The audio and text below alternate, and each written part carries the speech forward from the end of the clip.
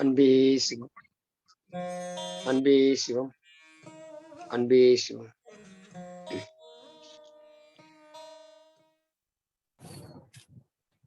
இந்த இனிய மாலை வேளையிலே நமது ஞானாலய வள்ளலார் கோட்டத்தினுடைய மாலை தவத்திற்கும் சச்சங்கத்திற்கும் வருகின்றுள்ள அனைத்து மெய்யன்பர்களையும் வருக வருக என அன்போடு வரவேற்று வருகின்றோம். இன்றைய தினம் நமக்கு சொற்பொழிவாற்றுவதற்காக நமது ஞானாலய வள்ளலார் கோட்டத்தின் இணை செயலாளரும் ஆசை தொலைக்காட்சியின் நிர்வாக இயக்குநருமான சிந்தனை சிற்பி சிவராமன் ஐயா அவர்கள் சித்தபிரான்களின் சரித்திரத்தை நம்முன் விவரிக்க வருகின்றுள்ளார்கள். ஐயா அவர்களை நமது கோட்டத்தின் சார்பாக வருக வருக என அன்போடு வரவேற்று சிந்தனை விருந்து தருமாறு உங்களின் சார்பாகவும் கோட்டத்தின் சார்பாகவும் பணிவோடு வேண்டிக் கொள்கின்றோம். அன்பே சிவம், அன்பே சிவம், அன்பே சிவம், அன்பே சிவம் ஐயா, அன்பே சிவம் ஐயா, அன்பே சிவம், அன்பே சிவம், அன்பே சிவம். ஞானாலய வள்ளலார் கோட்டம் நிகழ்த்தி கொண்டிருக்கும் ஞான அமுதம் நிகழ்ச்சியில் ஞான அமுதத்தை பருக வந்திருக்கின்ற அத்தனை நல்லிதயங்களுக்கும் எனது அன்பான வணக்கத்தினை தெரிவித்துக் கொள்கிறேன். இந்த நிகழ்ச்சியை ஒருங்கிணைத்துக் கொண்டிருக்கின்ற மரியாதைக்குரிய குமாரவேல் ஐயா அவர்களுக்கு இந்த நேரத்தில் நன்றியினை தெரிவித்துக் கொள்கின்றேன். கடந்த சில வாரங்களாக 2 வாரங்களாக போகர் பிரான் திவ்ய சரித்திரத்தை நாம் பார்த்தோம், தரிசித்தோம். இன்று 3வது பாகத்தை நாம் பார்க்க இருக்கின்றோம். இந்த நிகழ்ச்சியில் என் உரை ஒரு சொற்பொழிவாக இல்லாமல் எளிய தமிழில், பழகு மொழியில், கவிதை நடையில் உள்ளது. அதை உங்களுக்கு நான் படித்து காட்டி விளக்க இருக்கின்றேன். அதுதான் என்னுடைய பணி. இந்த வாய்ப்பினை நல்கி அருளாசி தந்த எண்ணிலாங்கோடி சித்த பெருமான்களுக்கும், வள்ளல் பிரானுக்கும், தாத்தா சுவாமிகளுக்கும், திருவள்ளுவர் பெருமானுக்கும் என்னுடைய பணிவான அடிபணிதலை சொல்லி, இந்நிகழ்ச்சிக்கு காரணமாக இருக்கின்ற இமயஜோதி சுவாமிகளுக்கு எனது அன்பே சிவத்தை சொல்லி, இந்நிகழ்ச்சியை கேட்டுக்கொண்டிருக்கின்ற பார்த்து கொண்டிருக்கின்ற உங்கள் அனைவருக்கும் அன்பே சிவம் என மீண்டும் சொல்லி, இந்த போகர் பிரான் திவ்ய சரித்திரம் 3வது பாகத்தை உங்களுடன் சமர்ப்பிக்கின்றேன். சென்ற வாரம் நாம் பார்த்தபோது, தான் கற்றதையும் பெற்றதையும் மக்களுக்கு எடுத்து செல்வதை குணமாக கொண்டிருந்த போகர் பிரானின் செயல்களை கண்டித்து ஒரு கட்டத்தில் சித்தர்கள் கூடி விவாதிக்கின்றனர். புகாராக ஆதிசிவனிடம் அந்த புகாரை கொண்டு செல்கின்றனர். ஆனால் சிவனோ நம்முடைய போகர் பெருமானுக்கு ஆதரவாகத்தான் தீர்ப்பை நல்குகிறார். ஆனாலும் கூட இன்னொரு கட்டத்தில் ஒரு சித்தர், நீ கற்றதெல்லாம் மறந்து போகட்டும் என்று சாபம் விடுகிறார். அப்ப நம்ம போகர் பிரான் என்ன சொல்றார், என்ன அந்த சம்பாஷணை தான் நம்ம போன வாரம் பார்த்தது. தெய்வ நியதிக்கு புறம்பாக உன் புத்தி போகிறது, இதுவரை கிடைத்த சித்தி எல்லாம் மறந்து போகட்டும்னு அந்த சித்தர் சாபமிட்டார். மக்களை வாழ்விக்கும் முறைகளுக்கு விடை தேடினால் சாபம் கிடைக்கும் எனில் சம்மதமே, நான் இங்கேயே சாகவும் தயார், போகர் பொறுமினார். அப்ப சித்தர் மனம் மாறுகிறார். போகரே, நீர் உயர்ந்தவர், சாபம் விளக்குகிறோம். மக்களுக்கு காய கற்பம் கற்பி, இரவாமல் இளமையாக இருப்பதற்கு வழி சொல், அதுவே உமக்கான வழி அப்படின்னு அந்த சித்தர் சாபத்தை விளக்கிக் கொள்கிறார். ஆனால் போகருக்கு அதோடு மனம் நிறைவடையவில்லை. அவருடைய தேடல் இன்னும் அதிகமானது. வந்தோம் என மேருமலையில் தாதுக்களை சேகரித்து பொதியை திரும்பி பாதரச மணிகளை உருவாக்கினார். பாதரச மணிகள் தயாரித்து பிற சித்தர்களுக்கும் நாடி வந்த மக்களுக்கும் வழங்கி மகிழ்ந்த பெருமானின் தேடல் மீண்டும் தொடங்கியது. நான் அறிந்த மட்டில் போகர் பிரான் அளவிற்கு தேடல் மிகுந்தவர்கள், தேடல் நிறைந்தவர்கள் சித்தர்களில் யாரும் இல்லை என்று நான் கருதுகின்றேன். இம்முறை மேருமலையில் இருக்கும் காளாங்கிநாதரின் சமாதிக்கு வந்தார், வணங்கி நின்றார். காளாங்கிநாதர் யார் என்று உங்களுக்கு தெரியும். காளாங்கிநாதர் தான் நம்முடைய போகர் பிரானின் குரு, தலைமை சீடர். நம்ம போகர் காளாங்கிநாதரின் ஒரு முக்கியமான பிரத்யேகமான சீடர். அதில் அவருக்கு ஒரு கர்வமும் இருந்தது. நம்முடைய போகர் பிரானுக்கு காளாங்கிநாதரின் சீடர் என்பதில் ஒரு கர்வமும் இருந்தது. அவரிடம் ஏதேனும் புதிதாக கற்று மக்களிடம் போய் சேர்க்க வேண்டும் என்பதே அவருடைய பயண நோக்கமாக இருந்தது. குருநாதா, பிறப்பின் ரகசியம் கற்றுத்தாருங்கள். குருநாதா, பிறப்பின் ரகசியம் கற்றுத்தாருங்கள். மக்களிடம் சேர்க்க வேண்டும். மக்கள் மனதால் புகழ்வர். அப்புகழ் என் குருநாதனான உங்களுக்கு பெருமை தரும். நன்றாகவே பீடிகை போட்டார். காளாங்கிநாதரிடம் போய் இப்படி சொல்லி ஒரு பீடிகை போடுகிறார். இதை நம்ம மக்கள்கிட்ட கொண்டு போய் சேர்த்தோம்னா அது உங்களுக்குத்தான் பெருமை. என் மூலமாக அதற்கு வழி ஏற்படுத்தி தாருங்கள். பிறப்பின் ரகசியத்தை எனக்கு கற்றுத்தாருங்கள் என்று குருநாதரிடம் கேட்போம் என்று ஒரு பீடிகை போடுகிறார். அந்த இடம் வெட்ட வெளி. இருப்பினும் ஹே ஹே என எண்ணிலடங்கா சித்தர்களின் சிரிப்பொலி கேட்டது. போகர் நோட்டம் விட்டார். அத்தனை பேரும் சித்தர்கள், சிவசித்தர்கள். இவ்வளவு நேரம் எங்கிருந்தீர்கள்? புலப்படவில்லையே என்று போகர் கேட்டார். எங்கிருப்போம்? எப்போதும் இங்கேதான் இருப்போம். குருநாதர் காளாங்கிநாதரின் சமாதியை சூழ்ந்திருப்போம். நாங்க எங்கேயும் போக மாட்டோம், இங்கதான் இருப்போம். எப்போதும் இங்குதான் இருப்போம். நம்முடைய குருநாதர் காளாங்கிநாதரின் சமாதியை சூழ்ந்துதான் எப்போதும் இருப்போம் என அந்த சித்தர்களின் குரல் ஒலிக்கின்றன. அதுதானே சீடர் கடமை. சமாதி பிரியாது சாதகம் செய்து தவம் கொள்வதுதானே சரியான பாதை கூறினார் காளாங்கிநாதரின் கணக்கற்ற சீடர்கள். இப்படி சொன்னது யாருன்னு கேட்டீங்கன்னா, காளாங்கிநாதரின் எண்ணில் அடங்கா சீடர்கள் போகர் பிரானிடம் இப்படி சொல்கிறார். போகருக்கு ஒன்று புரிந்தது. தான் ஒருவனே சீடன் என்ற நினைப்பில் இருந்த கர்வம் கொண்டிருந்த கணக்கு தவறென புரிந்தது. தான் ஒருவனே சீடன் என்ற நினைப்பில் இருந்த கர்வ கணக்கு தவறென புரிந்தது. எண்ணற்ற சீடர்கள் காளாங்கிநாதருக்கு இருக்கிறார்கள். அவர்கள் அத்தனை பேரும் காளாங்கிநாதரினுடைய அவர் சமாதி நிலையில் இருக்கும் இடத்தை சூழ்ந்து எப்போதும் காத்து கொண்டிருக்கிறார்கள். தான் மட்டும் இப்படி தேச சஞ்சாரம் செய்து கொண்டிருக்கின்றோமே என்கின்ற எண்ணமே அப்போதுதான் அவர்கள் உருவாக்கப்படுகிறது அவருடைய குருநாதரால். தான் மட்டும்தான் சீடன் என்கின்ற கர்வம் அப்போதுதான் அவருக்கு உணர தொடங்கியது. அது தவறெனவும் தெரிந்தது. தான் ஏதோ தேடலில் குருநாதரோடு இராமல் ஊர் சுற்றும் பழக்கம் தவறு என புரிந்தது. தான் ஏதோ தேடலில் குருநாதரோடு இராமல் ஊர் சுற்றும் தவறும் புரிந்தது. எத்தனை காலம் இப்படி குருநாதருடன் இருக்கிறீர்கள்? அகம்பாவம் குறைந்த நிலையில் கேட்டார் போகர். நான் ஒருத்தன் தான் சீடன்னு நினைச்சுக்கிட்டு இருந்தாரு. எண்ணற்ற சீடர்கள் இருக்கிறது தெரிஞ்சொன்னையே பாதி கர்வம் அப்போதே போய்விச்சு. அந்த கர்வம் குறைந்த நிலையில அந்த சீடர்களை பார்த்து கேட்கிறார், எத்தனை காலம் இப்படி குருநாதருடன் இருக்கிறீர்கள்? அகம்பாவம் குறைந்த நிலையில் போகர் பிரான் கேட்டார். ராமன், ராவணன், அரிச்சந்திரன், பாண்டவர்கள், விராடன், திருதராஷ்டிரன் போன்றவரெல்லாம் தாம் குருவிடம் கற்றதை சோதித்து பார்க்க இங்கே வந்ததை நாங்கள் கவனித்திருக்கிறோம். இந்த ரகசியம் உங்களுக்கு புரியும் நினைக்கிறேன். நீங்க ரசிப்பீர்கள் என்று கருதுகிறேன். அந்த சீடர்கள், காளாங்கிநாதரின் சீடர்கள், நம்முடைய போகர் பிரான் எத்தனை காலமாக இங்கு இருக்கிறீர்கள் என்று கேட்டதற்கு சொன்ன பதில் பாருங்க. ராமன், ராவணன், அரிச்சந்திரன், பாண்டவர்கள், விராடன், திருதராஷ்டிரன் போன்றவரெல்லாம் தாம் குருவிடம் கற்றதை சோதித்து பார்க்க இங்கே வந்ததை நாங்கள் கவனித்திருக்கிறோம். நீ காலத்தை கணித்துக்கொள்.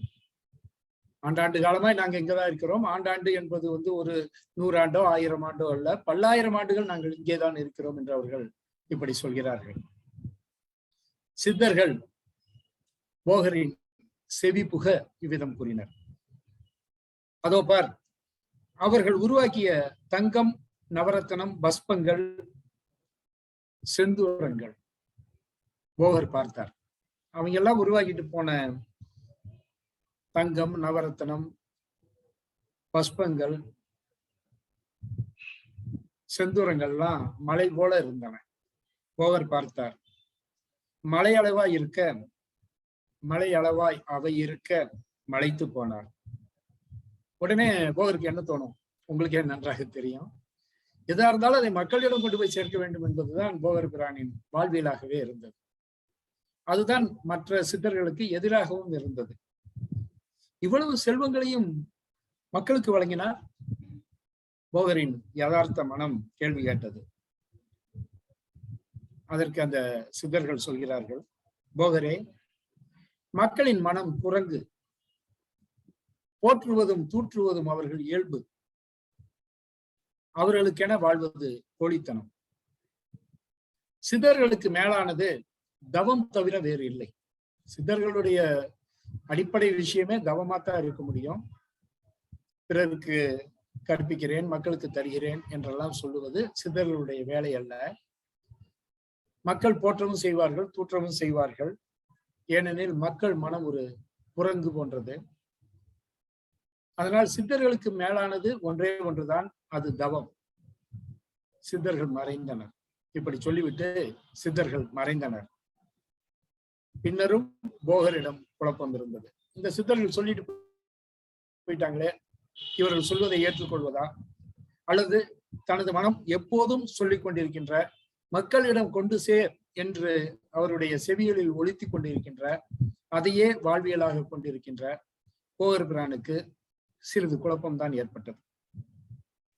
அதனால் தேடல் தொடர்ந்தது. நான் ஏற்கனவே குறிப்பிட்ட மாதிரி போகர் பிரான் அளவிற்கு தேடல் நிறைந்த சித்தர்கள் பெரிதாக ஒரு சிலரை தவிர யாரையுமே சொல்ல முடியாது. அதனால் தேடல் தொடர்ந்தது. நடக்க ஆரம்பித்தார். ஒரு நாள் எதிரில் அப்படி நடந்து போய் கொண்டிருந்த போது, ஒரு நாள் எதிரில் பெரும் புற்று ஒன்று கண்டார். சித்த புருஷர் உள்ளே இருப்பதை உணர்ந்தார். அவரை தரிசிக்க ஆவல் கொண்டார். புற்றை வலம் வந்தார், வணங்கி முன்னமர்ந்தார். சித்தர்கள் வலியுறுத்திய தவத்தில் ஆழ்ந்தார். கொஞ்ச நேரத்துக்கு முன்னாடி சொன்னாங்கல்ல, சித்தர்கள் தவம்தான் சித்தர்களுக்கு உரித்தான முதலாவதான ஒரு விஷயம்னு சொன்னாங்கல்ல. அதனால சித்தர்கள் வலியுறுத்திய தவத்தில் ஆழ்ந்தார். உள்ள யாரோ ஒரு சித்தர் இருக்காங்க அந்த புற்றுக்குள்ளே என்பதை தன்னுடைய சித்தியால் போகரால் உணர முடிந்தது.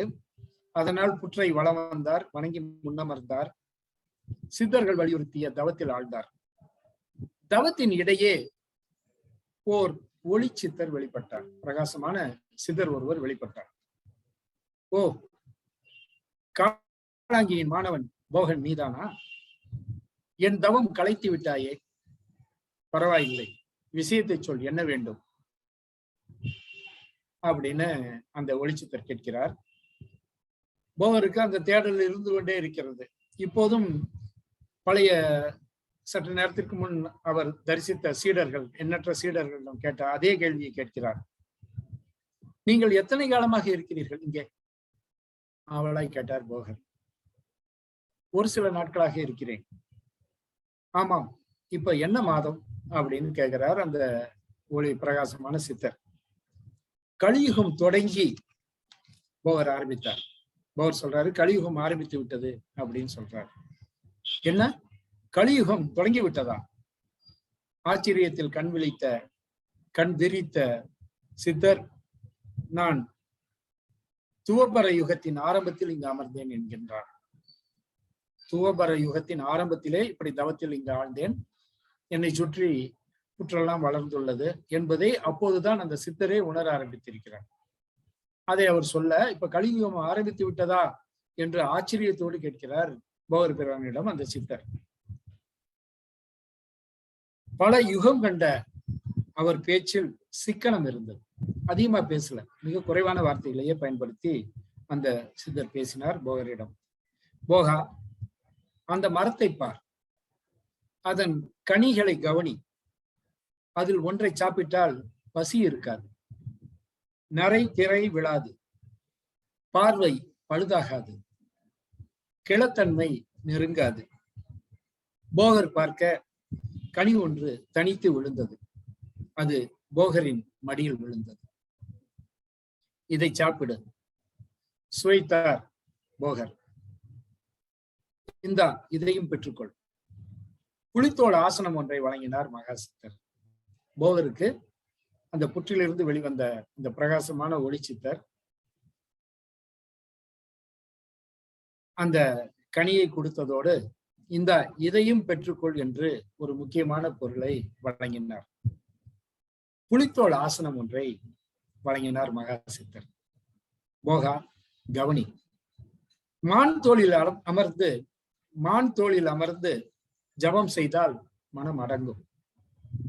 இது எல்லோரும் கூர்ந்து கவனிக்க வேண்டிய ஒரு சூட்சமம், ரகசியம் இதில் இருக்கின்றது. மான் தோளில் அமர்ந்து ஜபம் செய்தால் மனம் அடங்கும். தொடர்ந்து மான் தோளில் அமர்ந்திருந்தால் மனம் அலைப்பாயும். கவனிங்க. போகர்கிட்டயும் அவர் சொல்றாரு, போகா கவனி அப்படின்னு சொல்றார். நான் உங்களை கவனிக்க சொல்கிறேன். மான் தோளில் அமர்ந்து ஜபம் செய்தால் மனம் அடங்கும். அது உண்மைதான். ஆனால் தொடர்ந்து மான் தோளில் அமர்ந்திருந்தால் மனம் அலைப்பாயும். மனம் அப்படியே அசையாமல் இருக்க புலித்தோலே உத்தமம். மனம் அப்படியே அசையாதிருக்க புலித்தோலே உத்தமம். அதற்காக எடுத்த எடுப்பில் புலித்தோல் கூடாது. அதற்காக எடுத்த எடுப்பில் புலித்தோளில் கூடாது, புலித்தோளில் அமரக்கூடாது. பைத்தியம் பிடித்துவிடும். இனி உன் நிலை தவமாய் இருக்கட்டும். அப்போது அப்படின்னு அந்த ஒளிச்சித்தர் சொல்றாரு, இனிமேல் உன் நிலை தவமாய் இருக்கட்டும், தவத்துல நீ ஆழ்ந்து போ அப்படின்னு உபதேசம் செய்கின்றார் அந்த மகா சித்தர்.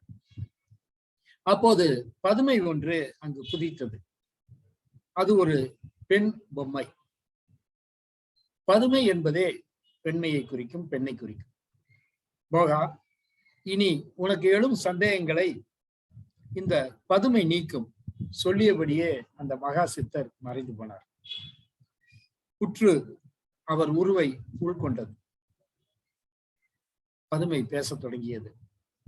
அடிப்படையான விஷயத்த மகா சித்தர் சொல்லிவிட்டு அப்போது தோன்றிய பதுமையிடம் நீ உன் சந்தேகங்களை கேட்டுக்கொள் என்று சொல்லிவிட்டு அந்த மகா சித்தர் புற்றினுள் உள்ளடங்கி போனார்.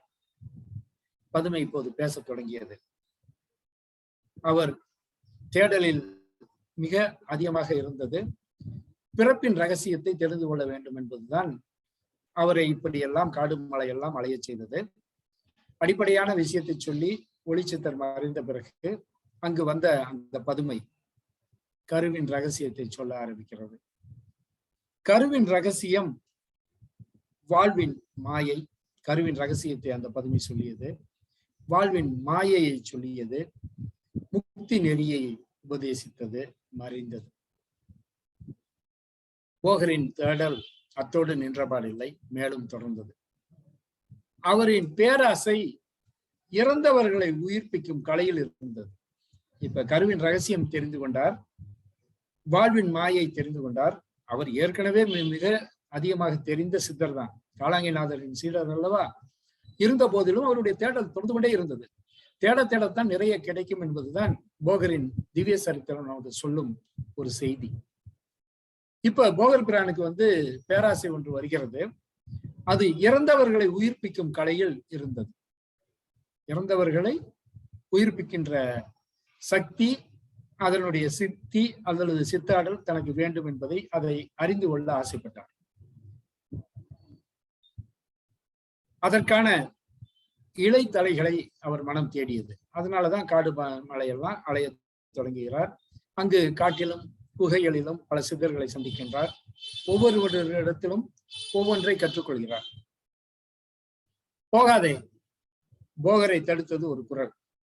இவர் போன இடத்துல அந்த பதுமை பேசினப்ப கேட்டுக்கிட்டே கண்ணை அப்படியே அங்கே இங்கேயும் பார்க்கிறார். என்னன்னா, இறந்தவரை உயிர்ப்பிக்கும் ஏதேனும் மூலிகை கிடைக்கிறதா, பழங்கள் கிடைக்கிறதா அப்படின்னு எல்லாம் நினைத்து தேட பார்க்கிறது அவரது கண்கள். அப்ப ஒரு குரல் கேட்கின்றது. போகாதே. போகரை தடுத்தது ஒரு குரல். போவேன் என்ற நிலையில் இருந்த போகர் ஏனென கேட்டார் தடுத்த பதுமையை. இப்பகுதி சித்தர்கள் தவம் இருக்கும் பகுதி. தப்பி தவறி உன் உடல் பட்டால் அபாயம் உனக்கு, கால் பட்டால் நீ காலி, போய்விடு. ஜாக்கிரதையாரு. இங்க இது சித்தர்கள் தவம் இருக்கும் பகுதி. தப்பி தவறி உன் உடல் பட்டால் அபாயம் உனக்குத்தான் வரும், கால் பட்டால் நீ காலி, நீ அவ்வளவுதான், இருக்கவே மாட்ட, போய்விடு. அந்த பதுமை அப்படி சொல்லியது. போய்விடுகிறேன். போகர் என்ன எவ்வளவு பெரிய கில்லாடி, அவர் உடனே சொல்றாரு, போய்விடுகிறேன், எனக்கு இந்த இறந்தவரை எழுப்பும் மூலிகையை காண்பி அப்படிங்கிறார். இறந்தவரை எழுப்பும் மூலிகையை எனக்கு காண்பி, நான் இந்த இடத்தை விட்டு போயிடுறேன், சித்தர்களை தொந்தரவு செய்ய மாட்டேன் அப்படின்லாம் சொல்றாரு. அதற்கு அந்த பதுமை மறுக்கிறது. மறுத்த பதுமை பிற மூலிகை ரகசியங்களை கற்பித்து மறைந்தது. இந்த இறந்தாரை எழுப்பும் ரகசியத்தை மட்டும் அந்த பதுமை அவருக்கு கற்றுத்தரவில்லை. அப்படி இருக்கிறப்ப எப்படி போகர் மனம் நிறைவடையும்? அவர்தான் அந்த தேடலில் இருக்கின்றாரே. செத்தாரை பிழைக்க வைக்கும் அரிய கலையை கற்றுக்கொள்ள வேண்டும், சித்தாடலை அறிந்து கொள்ள வேண்டும், மக்களிடம் கொண்டு போய் சேர்க்க வேண்டும் என்கின்ற பேராசை பிடித்தவர். அதனால அந்த பதுமை தோன்றிய பதுமை அவருக்கு பிற மூலிகை ரகசியங்களை கற்பித்து மறைந்து போனார். இப்போது போகர் மனம் நிறைவடையவில்லை. நமக்கே தெரியும், போகர் இதுல எல்லாம் மனம் நிறைவடைந்து போய்விட மாட்டார். அவருடைய உயரிய லட்சியமே செத்தாரை பிழைக்க வைப்பதுதான். இலக்கு நோக்கி இன்னும் நடந்தார். தன் முயற்சியில் மனம் தளரா வேதாளம் போல, இந்த விக்ரமாதித்தன் கதையில வரும், மனம் தளரா வேதாளம். அந்த மாதிரி இலக்கு நோக்கி இன்னும் நடந்தார். தன் முயற்சியில் மனம் தளரா வேதாளம் போல. பதுமை மறுத்தாலும் சித்தர்கள் மறைத்தாலும் அம்மூலிகையை அறிவது என்பது போகருக்கான ஒரு விதி. பதுமை மறுத்தாலும், பதுமை காமிக்கல, பல சித்தர்கள் மறைத்தாலும் அவங்களுக்கு சொல்லிக் கொடுக்கல இவருக்கு. அந்த மூலிகையை அறிவது, அந்த மூலிகையை மட்டும் அறிந்து கொண்டால் அந்த மூலிகையை கொண்டு இறந்தவரையெல்லாம் மீண்டும் எழ வைத்து விடலாம் என்கின்ற ஆசை அல்ல, பேராசை இருந்தது போகர் பிரானுக்கு. அதை பயன்படுத்தி மக்களை உயிர்ப்பிக்க வேண்டும் என்கின்ற ஆசை இருந்தது. அதன் காரணமாக அதற்காகவே படைக்கப்பட்டவர் அவர் என்பதுதான் அந்த விதி என்ற வார்த்தையை இங்கு நாம் காண்கின்றோம். பதுமை மறுத்தாலும் சித்தர்கள் மறைத்தாலும் அம்மூலிகையை அறிவது என்பது போகருக்கான ஒரு விதி. இந்த தலையில் சொல்லுவோம்ல, அந்த மாதிரி அவருக்கு விதி வழி பயணத்திற்கு சித்தர்களும் விளக்கல்ல. சற்று தூரத்தில் ஒரு சமாதியை பார்த்தார். அந்த விதி என்பதற்கு சித்தர்களும் விளக்கில்லை. அப்ப சற்று தூரத்தில் ஒரு சமாதியை பார்த்தார். அது 4 யுக சித்தர்களும் ஒரே இடத்தில் சதுர் யுக சமாதி. 4 யுக சித்தர்கள். யுக சித்தர்கள்னா நீங்க கணக்கிட்டுக் கொள்ளுங்கள், ஒரு யுகம் எத்தனை ஆண்டு, எத்தனை கோடி ஆண்டுகள் என்பதெல்லாம் நீங்கள் கணக்கிட்டுக் கொள்ளுங்கள். 4 யுக சித்தர்கள் ஒரே இடத்தில் லயமான சதுர் யுக சமாதி அது. அதெல்லாம் இவருக்கு தெரியும். பார்த்த மாத்திரத்திலேயே அறியக்கூடிய ஆற்றல் கொண்டவர் தான் நம் போகர் பிரான். கனிதுருகி தொழுதார், கண்ணீர் உகுத்தார். வெளிப்பட்ட சித்தர்கள் போகருக்கு பல மூலிகைகளை உணர்த்தினர். கூடவே உயிர் தரும் மூலிகையையும் உணர்த்தி மறைந்தனர். இப்ப அவருடைய ஆசை நிறைவேறியது. அந்த சதுர்யுக சமாதியில் இருந்த 4 யுக சித்தர்களின் உணர்த்துதல் காரணமாக வெளிப்பட்ட சித்தர்கள் போகருக்கு பலவித மூலிகைகளை உணர்த்தினர். கூடவே உயிர் தரும் மூலிகையையும் உணர்த்தி மறைந்தனர். லட்சியம் நிறைவேறிய மகிழ்ச்சியில் போகர் வீடு நடைபோட்டார். அவருக்கு எல்லையில்லா சந்தோஷம். எதை நோக்கி வந்தோமோ, எதை தேடி வந்தோமோ, தனது தேடலின் நிறைவு எது என்று கருதினாரோ அது இப்போது கிடைத்து விட்டது அந்த சித்தர்கள் மூலமாக. அதனால் லட்சியம் நிறைவேறிய மகிழ்வில் போகர் வீடு நடை போட்டார். நடையில் துள்ளல் கொஞ்சம் ஜாஸ்தி தான். கொஞ்சம் நடைய அமர்க்கலமா போட்டார். துள்ளல் கொஞ்சம் அதிகமா தான் இருந்தது. அதனால் பூமியே அதிர்ந்தது. அவ்வதிர்வில் அருகில் குகை ஒன்றில் தவம் இருந்த சித்தர் ஒருவரின் தவம் கலைந்தது. இவர் போட்ட ஆட்டத்துல பூமி அதிர அங்க அருகில் இருந்த ஒரு குகையில் இருந்த சித்தரின் தவம் கலைந்தது. கடும் தவம் களையவே கோபம் கொண்ட அந்த சித்தர் கற்ற வித்தையில் இறந்தவரை எழுப்பும் சித்தியை மறந்து போக செய்தார். போச்சு. எதை கற்றுக்கொள்ள துடித்தாரோ, எதை தேடி வந்தாரோ அது கிடைத்தது. சித்தர்களின் அருளாசியினால் அதை பெற்றுக்கொண்டார். இன்னும் கற்றுக்கொண்டதே தியரியா இருக்கிறத பிராக்டிக்கலா கொண்டு வரவே இல்லை. அதற்குள் அவர் போட்ட நடை, அந்த அதிர்வு, அந்த துள்ளல் பூமியை அதிர்ச்சி அடைய செய்ய, பெரிய அதிர்வை உண்டாக்க, அங்கோ ஒரு குகையிலே தவம் இருந்த சித்தரின் தவத்தை களைய, அந்த சித்தர் மகா கோபம் அடைய அவர் என்ன பண்ணார்னா, நீ கற்றுக்கொண்ட இறந்தவரை எழுப்பும் சித்தியை நீ மறந்து போ அப்படின்னு சாபம் விட்டு விடுகிறார். ஒரு விதி தந்தது, இன்னொரு விதியோ சதி செய்து உள்ளதும் போச்சு என்ற நிலையை உருவாக்கி சிரித்தது. பாருங்க, ஒரு விதி அவருக்கு இதை கொடுத்தது, இந்த இறந்தவரை எழுப்பும் சித்தியை தந்தது. இன்னொரு விதியோ சதி செய்து உள்ளதும் போச்சு என்ற நிலையை உருவாக்கி சிரித்தது. விடாக்கண்டர் விடாது தொடர்ந்தார். போகர் என்ன சும்மா சாதாரணவரா, சாதாரண சித்தரா? விடாக்கண்டராச்சே, அவரும் விடாமல் தொடர்ந்தார். போன இடம் திருமூலரின் பாட்டனார் சமாதி. என்ன தேடல் பாருங்க. காலாங்கிநாதர் சமாதிக்கு போறாரு, பல சித்தர்களை சந்திக்கிறார், கோயில இருக்கிறவங்க கிட்ட அருள் பெறுகிறார், இன்னொரு கோயில இருக்கிறவங்க கிட்ட அந்த அருளாற்றலை இழக்கிறார் சாபத்தால. இப்படி போனவர் இதை விட முடியாது, நம்ம இந்த தேடலை நிறைவடைந்தே தீர வேண்டும் அப்படிங்கிறதுக்காக விடாக்கண்டர் விடாது தொடர்ந்தார். போன இடம் திருமூலரின் பாட்டனாரின் சமாதி. மூத்த சித்தரான அந்த சித்தரின் அறிவுரை வேறாய் இருக்கவில்லை. திருமூலரின் பாட்டனாரு போகர்கிட்ட என்ன சொல்றாருன்னு கேட்டீங்கன்னா, மனிதர்கள் மாட்டு குணமுடையவர்கள். ஒருத்தர் குரங்குன்னு சொன்னார், மனித மனம் குரங்குன்னு ஒரு சித்தர் இவருக்கு எச்சரிக்கை விடுத்தார். திருமூலரின் பாட்டனார் எவ்வளவு பெரிய சித்தரா இருப்பார், அவர் என்ன சொல்றாருன்னா, இவருக்கு அறிவுரை கூறுறாரு. அவரும் அவர்கள் வலியுறுத்தியதான் போகருக்கு சொல்றார். மனிதர்கள் மாட்டு குணமுடையவர்கள், மடையர்கள். அவர்களிடம் காட்டும் கருணை விழலுக்கு இறைத்த நீரே. அவங்களுக்கெல்லாம் நீ போய் பண்றேங்கிறதெல்லாம் விழலுக்கு இறைத்த நீர் தான். அவர்களிடம் முடிந்தவரை விலகிப்போ, தவத்தில் மூழ்கு. மீண்டும் சமாதி புகுந்தார் மூலரின் பாட்டனார். அடுத்து போகர் தேடலில் தரிசித்தது ஹரிச்சந்திரர் சமாதி. மக்களுக்கு பயந்துதான் நான் சமாதிக்குள்ளேயே புகுந்தேன். இருண்ட மனமே அவர்கள் மனம். அவர்கள் இரவாமல் இருக்க வழி தேடுகிறாய், ஆனால் தவமே உனக்கு உரியது. ஹரிச்சந்திரன் சொல் அம்பென பாய்ந்தும் போகர் மனதில் தைக்கவில்லை. யார் சொன்னாலும் கேட்கல. ஹரிச்சந்திரன் சொல்றாரு, மூலருடைய பாட்னார் சொல்றாரு, பெரிய சித்தர் மகா சித்தர் சொல்றாங்க. ஆனா அவர் தேடலை நிறுத்திய பாடில்லை. எப்படியும் இறந்தாரை பிழைக்க வைக்கும் அந்த சித்தியை கற்று பலரை பிழைக்க வைத்து அதை மக்களிடம் கொண்டு போய் சேர்க்க வேண்டும் என்கின்ற பேராவலில் நம்முடைய போகர் பிரானின் தேடல் தொடர்ந்தது. ஒரு காலகட்டத்தில் தேடலின் போது அவருக்கு கிடைத்தது பரியங்க யோகம் என்னும் காய சித்தியின் ஒரு நிலை. ஒரு சித்தரை தரிசிக்கும் போது அவருக்கு கிடைத்தது பரியங்க யோகம் என்னும் காய சித்தியின் ஒரு நிலை அவருக்கு கிடைக்கிறது, உணர்த்தப்பட்டது. அதன் ரகசியம் காமம் கலந்த யோக ரகசியம். ஆணுக்கும் பெண்ணுக்கும் இறை படைப்பில் ஓர் அற்புத சக்தி உண்டு.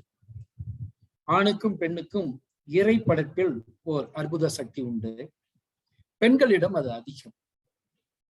மென்மையான உடல், இனிமையான குரல், உடல் முழுக்க வசீகரம், இவற்றுக்கு காரணம் அச்சக்தியே.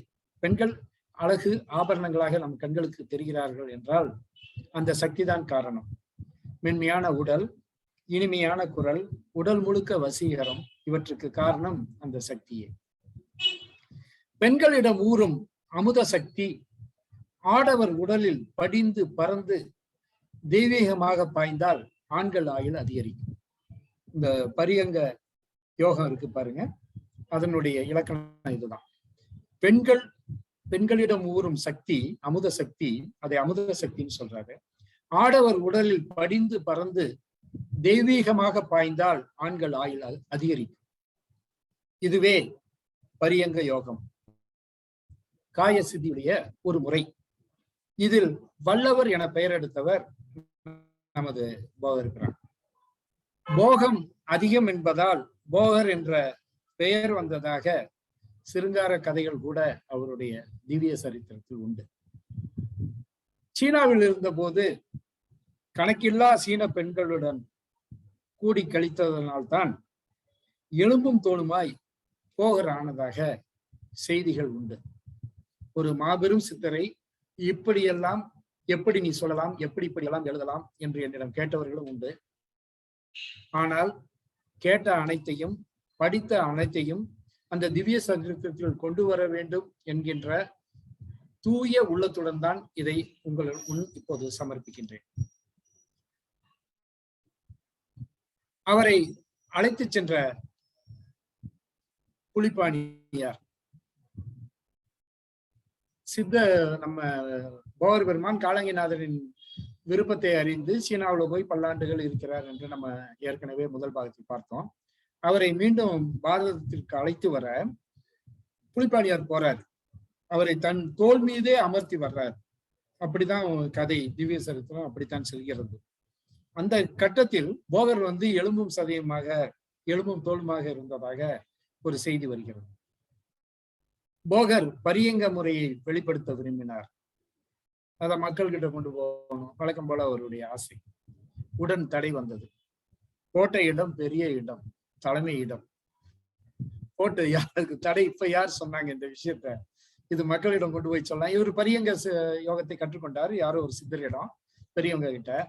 தான் கற்றதை பிறருக்கு கொடுப்பது தானே நம்முடைய போகரின் வலுத்தன்மை. ஆனால் அதற்கு தடை வந்தது. போட்ட இடம் பெரிய இடம், தலைமை இடம். ஆம், போகரின் உபாசனா தெய்வமான புவனேஸ்வரி தான் தடை போட்டார். அவருடைய வழிபாட்டு தெய்வமான புவனேஸ்வரி தான் அந்த தடையை போட்டார். போகரின் உபாசனா தெய்வம் புவனேஸ்வரி தாய். அவங்கதான் இதை வெளியே நீ சொல்லாத அப்படின்னு தடை போட்டார். அவங்க சொல்றாங்க, வேண்டாம் போகரே, வருங்கால உலகம் இதை தவறாக பயன்படுத்தும்.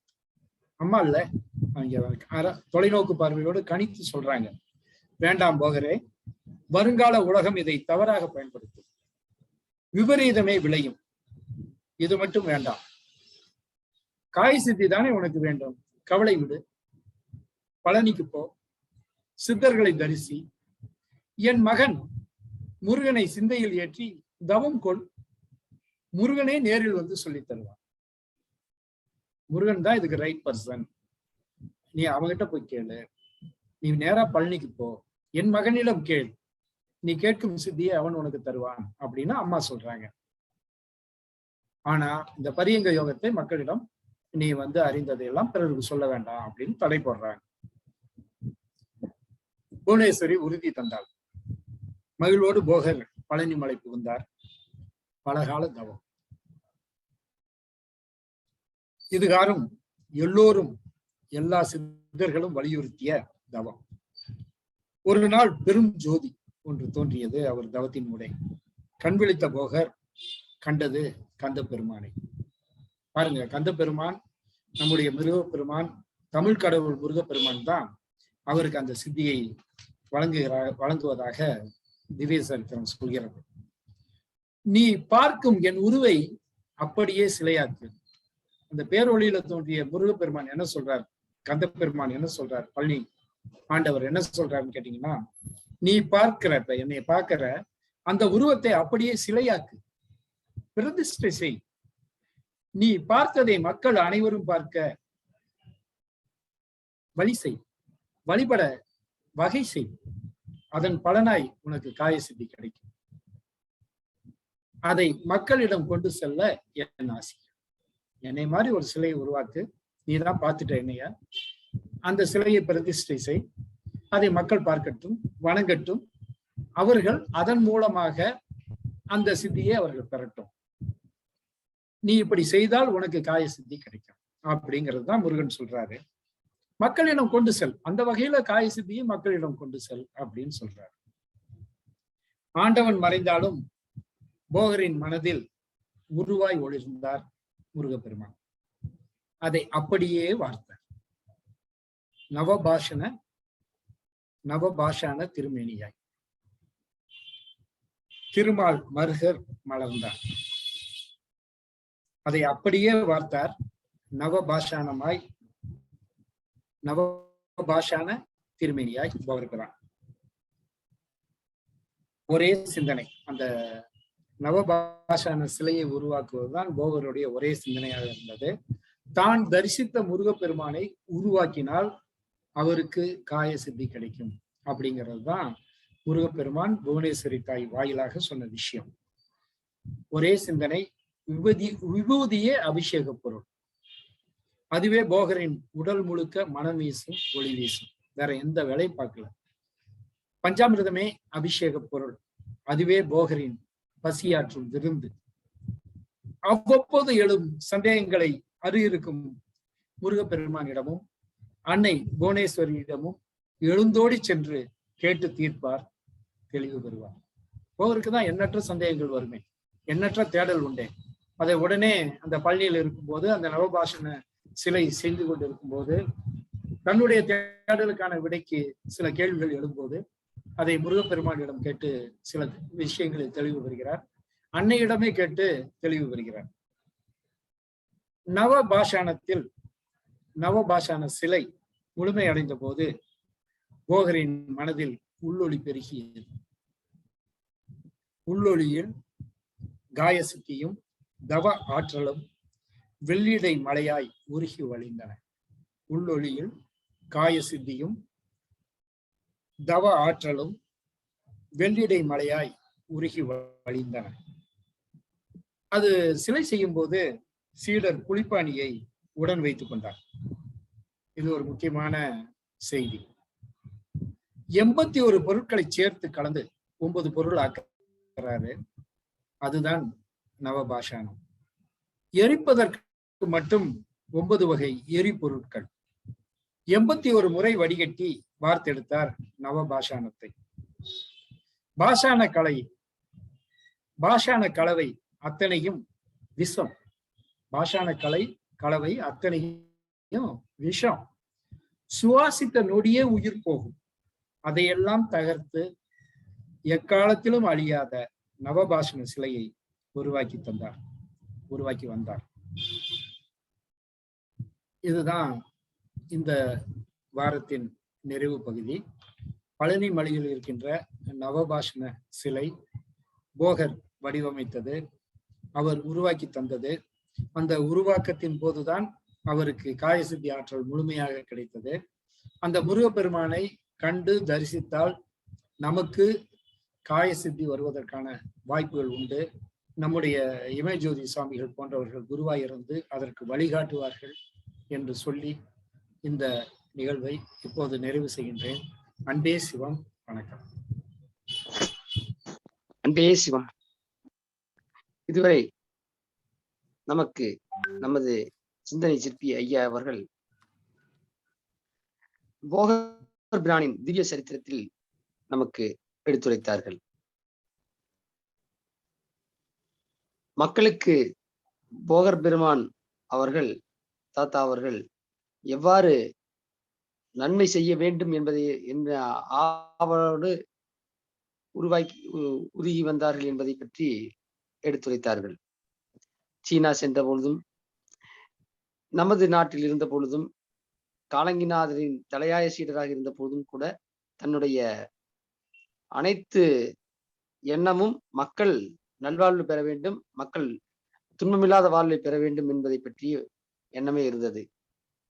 அதை செயல்படுத்தி காட்ட பழனிமலையிலே சிலை அமைத்ததையும் இங்கே அழகாக எடுத்துரைத்தார்கள். இதை செய்மடுக்கின்ற அனைவரும் போகர் பெருமானின் நல்ல அருளை பெற்று காயசித்தி எனும் மரணமில்லா பெருவாழ்வில் நிலை பெற்றிட உதவும் இந்த வகை சரித்திரங்களை நாம் அன்றாடம் கேட்டு வாழ்வில் பெருவகை கொள்வோம் என்று கூறி இன்றைய அமர்வை நிறைவு செய்கின்றோம். அருட்பெருஞ்சோதி அருட்பெருஞ்சோதி தனிப்பெருங்கருணை